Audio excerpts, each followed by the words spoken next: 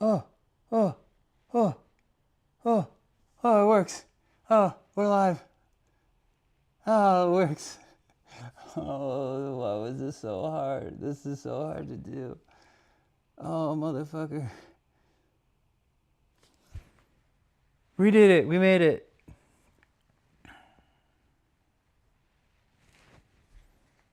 Is there anyone here?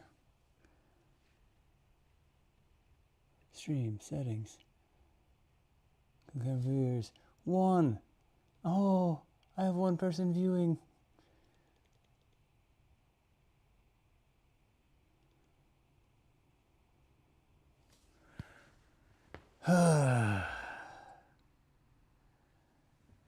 Okay, let me just second. I'm sorry. I'm trying to figure all this shit out as we're moving. This is a lot more complicated than I expected it to be. I didn't put a lot of thought into this. We're just sending it. I don't know if anyone's even here, if anyone can even hear me.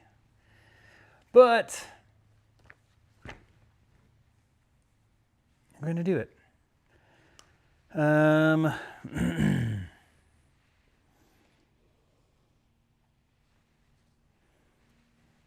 going to read a little bit from Blunt Magazine here. I don't know how many of you remember it. It was a little before my time, to be quite honest. And I only kind of know about it from legend. Snowboarding has changed a lot over the years. And when I first started, I remember it being a lot weirder, I guess. I remember things being a lot looser, a lot more fun, a lot more playful. I remember when I was a kid not really feeling like I fit in anywhere. And I found snowboarding, and I was obsessed with it. And then I found magazines that were similar to this, which is like a really weird attitude and a really weird sense of humor. And it matched my sense of humor. And as a severely depressed kid who always felt like I was very misunderstood and I didn't really fit in anywhere, I learned pretty early on that snowboarding and snowboarders, like y'all are my people. This is a place where I felt I belonged. And it just like over the years, it feels like, I don't know. It doesn't feel the same. It doesn't feel like it's representing the degenerate side of things. I mean, maybe degenerate isn't the right word, but nowadays everything seems so corporate friendly. And it's the most cliche punk rock grievance in the world. Uh-oh. I think I lost the stream. Did I lose the stream? Motherfucker. Okay, I don't think so.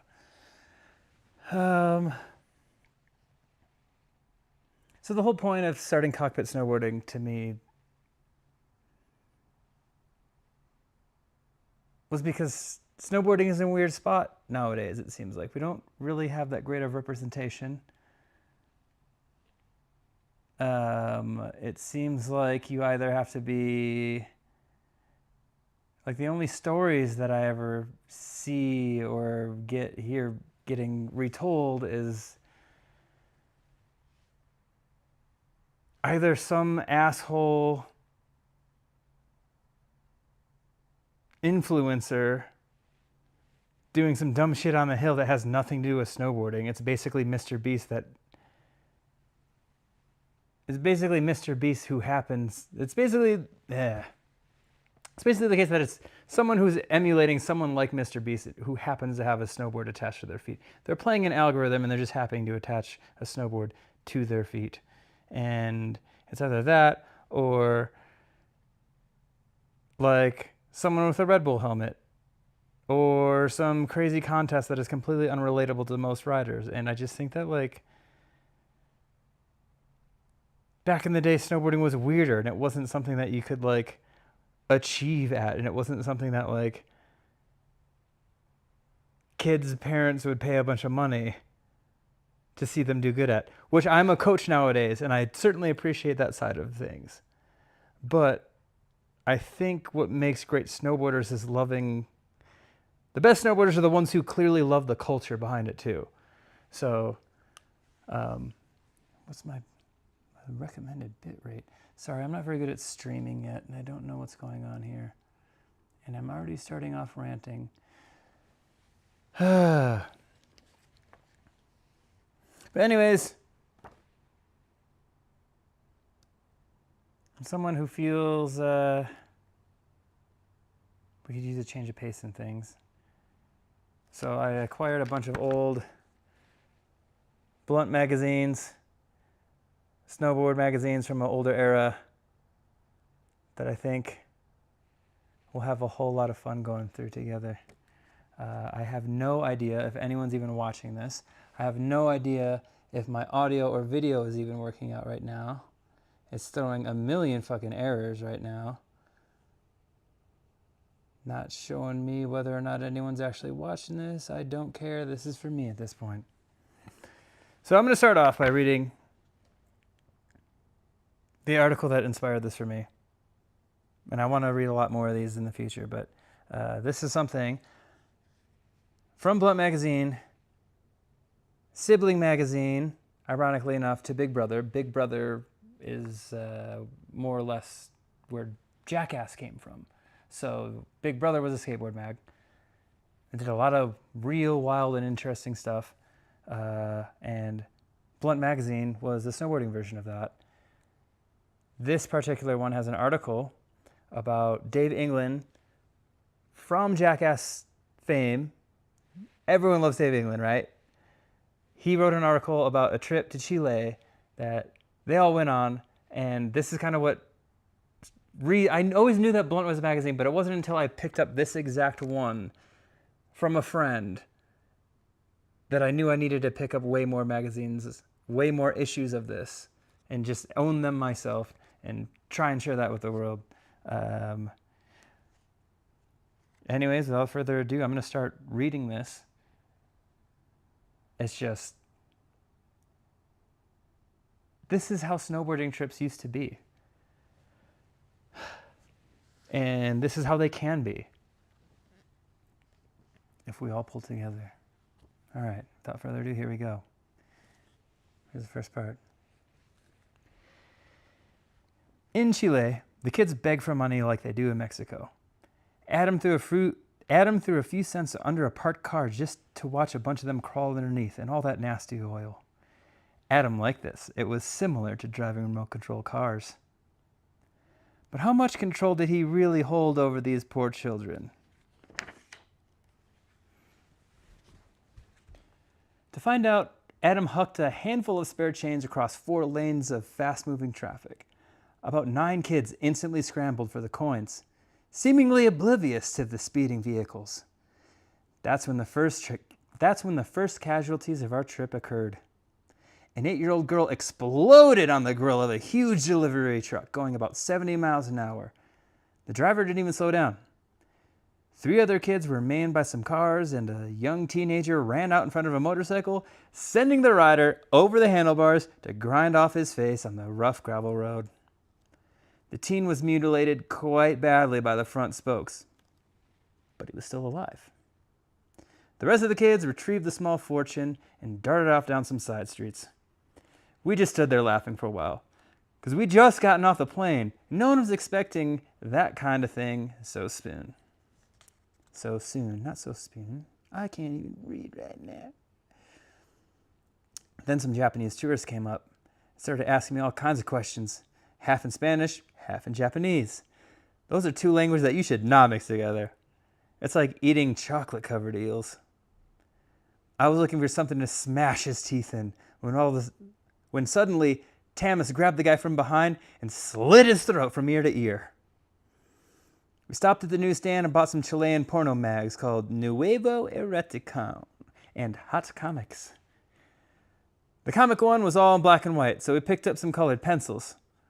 Stevie already had Benoit balls and a Nolan Ryan signature model grip exerciser with them, so we were pretty much set.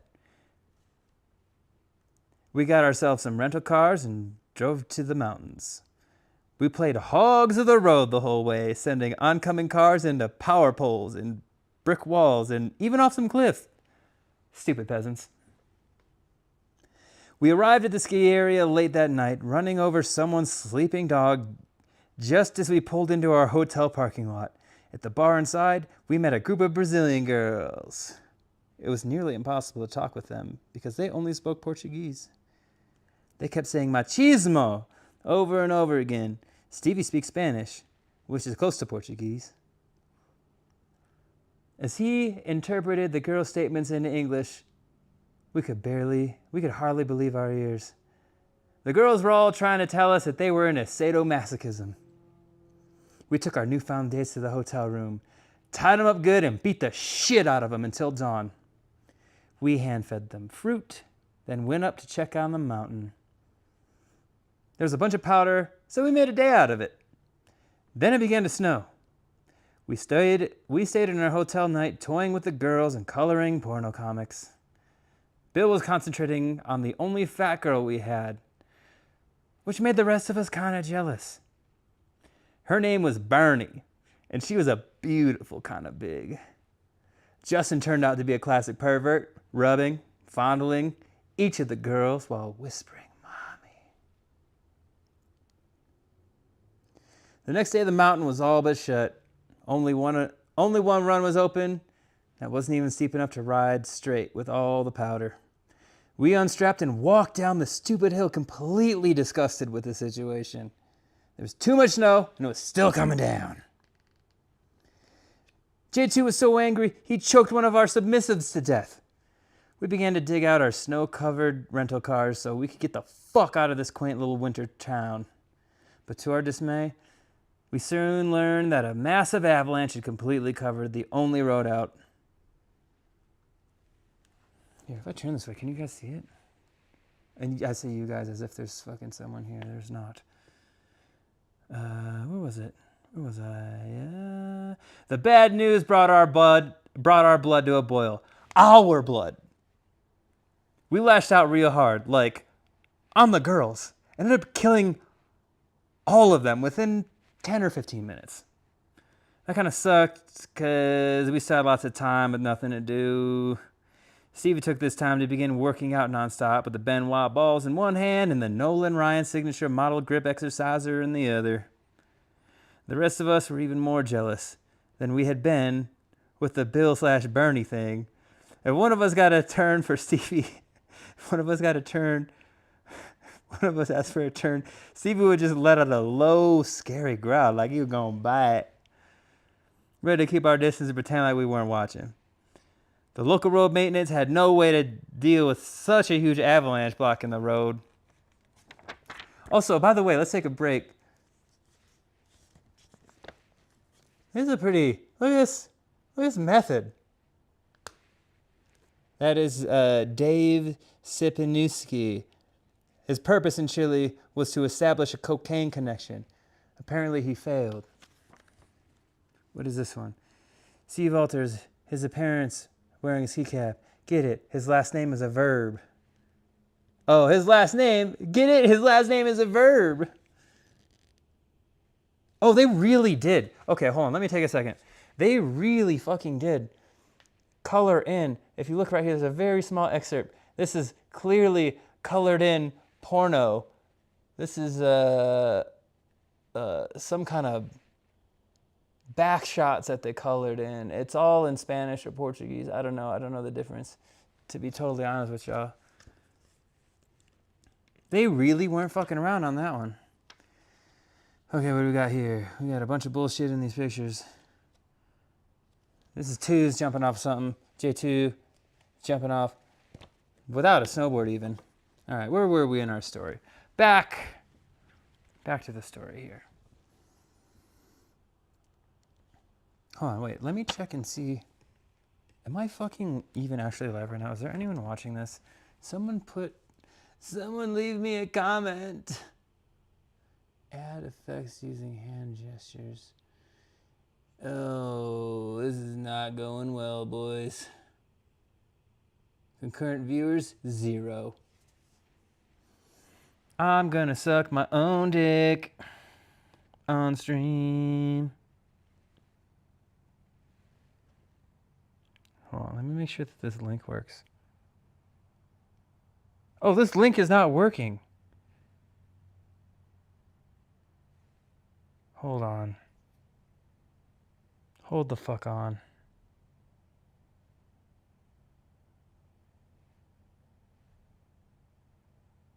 Please hold. All right, we're gonna sit here. We're gonna figure out if this is working at all. This video is unavailable. Did I share the wrong link? No, I'm halfway through and I don't understand any of this bullshit. Is this the right one? Fuck me in the ass, dude. I don't even know how to share that. How the fuck do I... Okay, here we go. Big pause. This shit sucks. Whatever.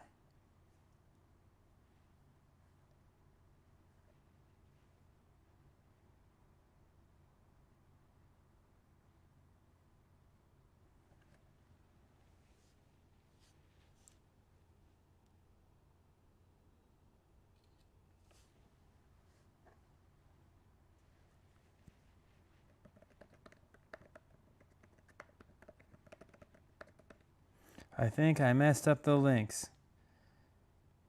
The link. Try this one.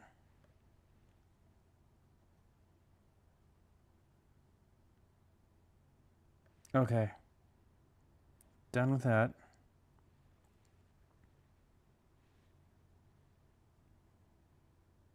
Stickers. Link. Boom. Paste.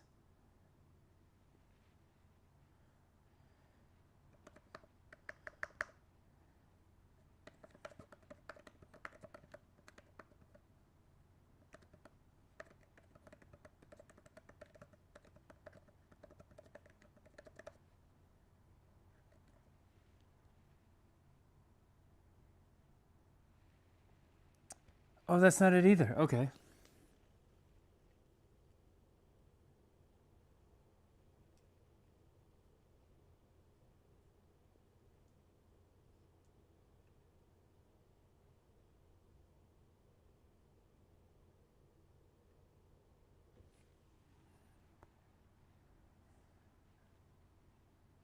Fuck me, dude. This is not good. I'm not doing a good job. Okay. Bear with me here. We'll get this better someday.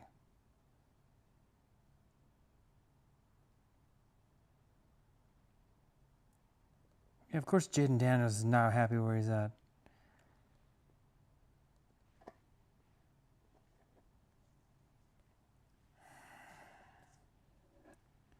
Dude, nothing's fucking working.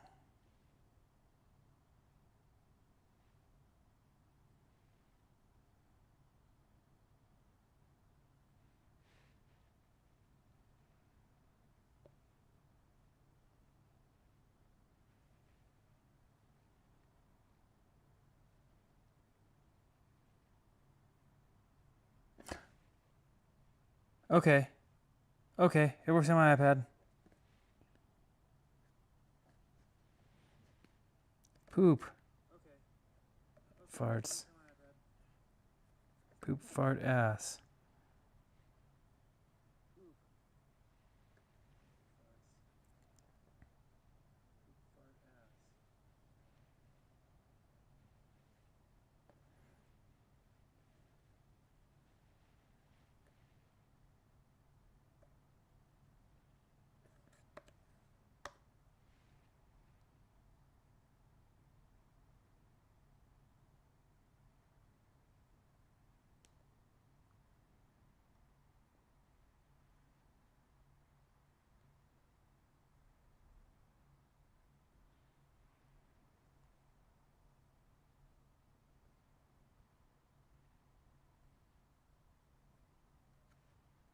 Okay.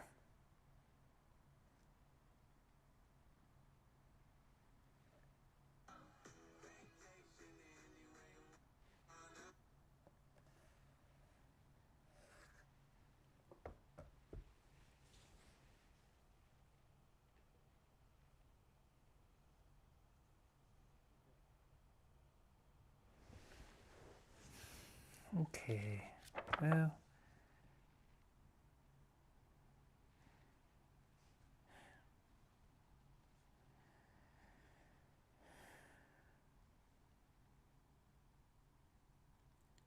Where were we? Where did we last leave our heroes? The local road maintenance had no way to deal with the huge avalanche blocking the road.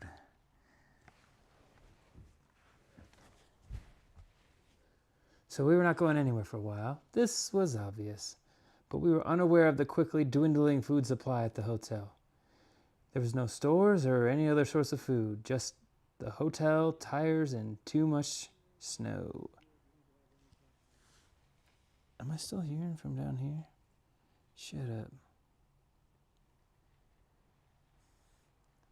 With 300 guests to feed, the kitchen ran out of edibles about a day and a half later. When this terrible information was announced, Tama suggested that we hike out. Adam noted it was 90 miles to the nearest town, through a blizzard, with 10 feet of fresh snow on the road. Everybody beat Tamas to a bloody pulp for coming up with such a stupid idea. Interesting fact about Tamas, they must have not killed him in this story, because years later he would gift me the Crocs that I wear every day. Tamas, good dude. Then Bill took the reprimanding a step further when he disemboweled the poor kid with the middle ring of the Nolan Ryan signature model grip exerciser. Tamas died with a look of disbelief on his face, which kind of lightened the moment. Poor Tamas. I have no idea how I ended up with his Crocs 30 years later. The next day, we realized we would have to resort to cannibalism sooner or later. Without hesitation, Justin and J2 retrieved Bernie's rotting corpse from its secret hiding place. She had enough stinky meat to feed the 6 of us for 2 days. Gotta love the men girls, huh? The absence of side dishes, seasoning, or condiments kept the meals fairly simple. Baked Bernie, eat the flesh, spit out the bones. When she was all gone, J2 got depressed and tried to end his life by jumping off the roof of a 10-story high hotel. We were all disappointed when the now 22 feet of snow broke his fall, bruising only his ego. That explains this picture. Suicide attempt by our friend Twos. Where were we? Okay, just when we were trying to remember where we hid the other girls, the road was reopened. We made haste digging out our cars from the 43 feet of snow covering them. 2 hours later, we were in the city of Chelan. We immediately made friends with a group of kids who loved to sniff glue all day, every day. Each kid had his own private bag of glue to breathe in and out until his eyes rolled back and slobber poured down his face and onto the dirty sidewalk. By the end of the day, we too had our own private bags and the same glue mustaches that we had poked fun at the kids for having earlier. We were really out here when suddenly we noticed something odd. Stevie, J2, and myself were inexplicably pregnant. Really pregnant, as in going into labor. There wasn't time to get to the hospital, so we just simultaneously gave birth to 3 full-grown people. It was a very tender moment. We named them Iwa, Jimmy, and Jeremy. Then invited them to drink a bunch of cough syrup with us while we drove to a ski area 8 hours away called Portillo. They accepted and then offered to share the afterbirth with us for dinner before we hit the road. We wallered in it first. We hired a local Chilean taxi driver to take us to Portillo. He didn't speak any English, but he loved cough syrup. Everyone was giving him sneaky little drinks from the tiny bottles when the others weren't looking. He ended up having more than all of us combined. This was no good. He wasn't interested in driving awake anymore. Jimmy tried to keep him alert by force feeding him. I can't fucking talk right now. Jimmy tried to keep him alert by force feeding the man an entire sheet of acid that he just happened to have handy. Ooh, that's a cool picture. Big boys doing big time shit. They just happened to have by luck. Finally, we dumped him out on the side of the road, but before leaving him there, we took turns kicking him in the stomach until he spewed up all that cough syrup. Ewa caught it in a huge colostomy bag, and we nursed it down as we continued our journey. It's an important part of any good snowboard trip. Feeding your taxi driver copious amounts of cough syrup. Codeine, hopefully. He didn't really mention that in the article, whether or not it was truly codeine cough syrup. Maybe we should reach out and find out. But they did end up kicking the fuck out of him until he barfed it back up, and so they could all sip it back down. And we showed up at Portillo, I don't fucking know, I don't care. It was 7 a.m., and as I remember, the sky was all pink with white dots. This set the perfect mood for an early morning sacrifice. All eyes turned to Bill. Great pleasure was derived from stabbing our ill-fated victim repeatedly with ice axes, provided complimentarily. Is that even a fucking word? Fuck you, Dave England. By the understanding ski area management. Later that day, we regained our composure and rode fabulous terrain while puking up blood and fleshy pieces. J2 was convinced we had contracted some crazy South American virus which had no cure. Everyone agreed. We must have got it from that dozy taxi driver's stomach acid. That evening, we played a game called Spread the Disease. Eva was the best player. She would act like she wanted to have a big wet kiss with a guy at the bar, and then the last second, loogie down his throat. About 25 guys fell for the trick, and most of them seemed quite pleased afterwards. Stevie was just going around asking for little sips of tourist beverage in his well-versed Spanish. If they were kind enough to share, he would swoosh the drink around in his mouth and then do a big backwash. Most of the people abandoned the leftovers because of all the floating fleshy pieces. We checked into a hotel called Where's the Fat Man that night. The owner promised he would hook us up with some devil's weed in the morning. You know, the stuff that if you smoke it, you will go straight to hell on a greased pole while Satan laughs his head off the whole time. But when the morning crew came around, the owner was empty-handed. Jeremy pushed him by shoving all the pillows in the hotel up that man's ass until he looked real chubby. "There's your fat man, you lousy liar," shouted Jeremy. We took off to Santiago, the biggest city in Chile. After locating the main bus station, we set up a campsite behind the idling buses. We exchanged ghost stories while enjoying the strong, sweet aroma spewing out of the exhaust pipe a mere 3 feet away.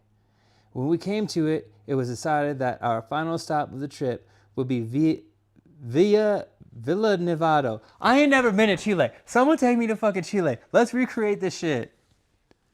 I don't know how to say any of these things. Motherfucker. All right. We exchanged ghost stories while enjoying the sweet 3 feet away. We came to it, we decided that that's just where I was. Jimmy stole 2 cars for the drive, a Mercedes 4-door and a Chevy Love truck. The road to this mountain was a series of numbered switchbacks, 39 in total. We puked more blood and fleshy pieces on each other's faces when the winding road induced stolen car sickness. Didn't realize that stolen cars gave you more car sickness, but sounds like these guys had some bad karma coming their way. At the hotel, hold on a sec.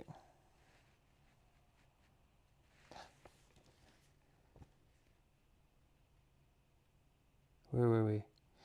At the hotel, a good night's sleep was had by everyone but me. You see, I was fiddling with the Nolan Ryan signature model grip exerciser when I suddenly found it uncomfortably stuck in my dick hole. Of course, I didn't want to wake the others, because I wasn't even supposed to touch Stevie's prized possession, let alone shove it down my penis.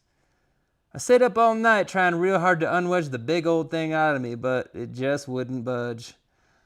I had no other choice but to run away before my friends awoke.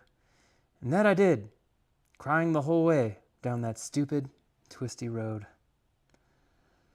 Luckily for me, the people at Custom wanted to search my dick hole for drugs. They took painstaking effort to remove the obstacles so they could look past it to make sure I was clean. When I got home, I FedExed the exerciser along with a note of apology to Stevie's mom. I called up Justin a couple weeks later. He laughed when I explained about my sudden disappearance. He said I missed the best snowboarding of the entire trip. And I didn't have to worry about Stevie being sore with me either, because he ended up dying from that crazy disease. Am I lucky or what? Yep, that's the end. Some real pretty photos. Smog-filled Santiago. This is Dave jumping off some shit. If I didn't know any of that, dude, Dave jumped off some shit. We might have to deep dive into the shit that Dave jumped off. That is a big boy. He ain't playing right there. I gotta try and find what clip this is. Hold on, let me see if this fucking even showed up on the stream here. Let me make sure I got a good view of this. I think I got a little too close maybe. That's some real shit. Light's too bright. You can go fuck yourself. I don't got money to diffuse this shit. This is the cover right here. Dave England was a way better snowboarder than I didn't really know much about him riding before all this. That's pretty cool.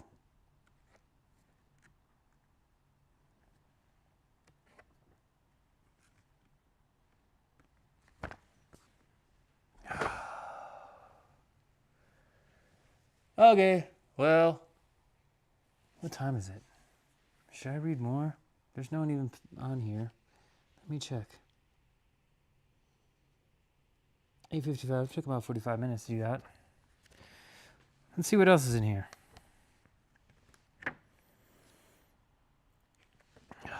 If I lay down, am I still on cam? Good. The latency on this is ridiculous.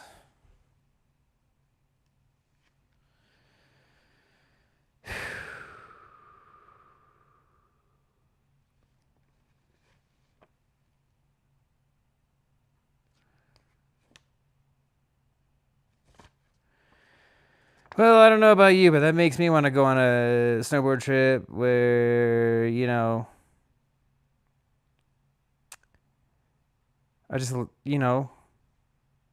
just be my truest self. Yeah, it sounds like these guys were beating off to the rhythm of their own drum. Making friends, losing friends by killing them. Losing the memory of those friends by eating them and barfing them back up on the road. Just like, as snowboarders, we stand on the shoulders of giants, and it's important to me to remember where we came from, like, it's 2026 and it feels like everything kind of sucks. But, like, what if we have the power to do something about that? What if not everything has to suck? What if we can go to Chile with Dave England? What if we can just make shit up as we go? What if I told you could just do shit? And maybe it'll work out. I mean, this clearly isn't working out, but, I think if I stick with it a little longer, we might do something good here.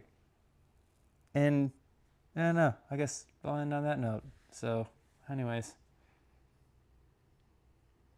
Whatever. Good night.